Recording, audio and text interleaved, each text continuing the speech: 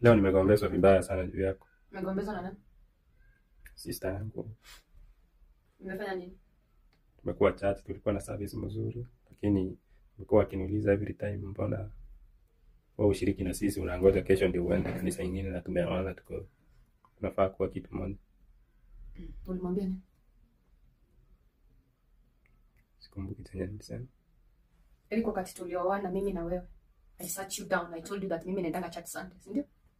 Ndio. Ukasema wewe unaenda Saturday. And I asked you that was it going to be a problem if I don't go to church on Saturday? What did you say? Nilikuwa nadhani haitakuwa na shida. So sahi haijakuwa na shida mpaka sister yako ameanza kuulizia ndio imekuwa na shida. So wewe una shida, sister yako ndio akona shida. That's what you mean? Si yeye peke yake ameniuliza. Ni nani tena? Mama yangu. So what do you want exactly? Sitakuwa tunaenda Saturday pamoja. I can't do that. Huyo Mungu mwenye mnaenda kuomba Saturday ni tofauti na Mungu mwenye mnaenda kuomba Sunday. Sasa si ni yule wa Sunday pale. Ni wa Sunday. So what is the problem with me going to a church or going to church the day that I want to go to? That should not be a problem. Especially that should not be a problem to outsiders.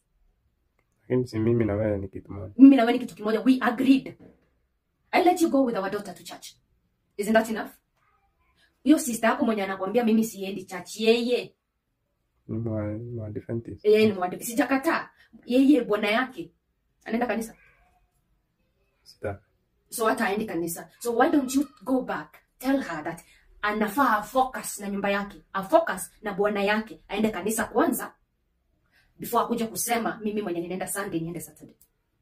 And as for your mother, I don't want to be rude. I'm not going to talk about it. I talked to you. You had no problem. So I don't see why it should be a problem now.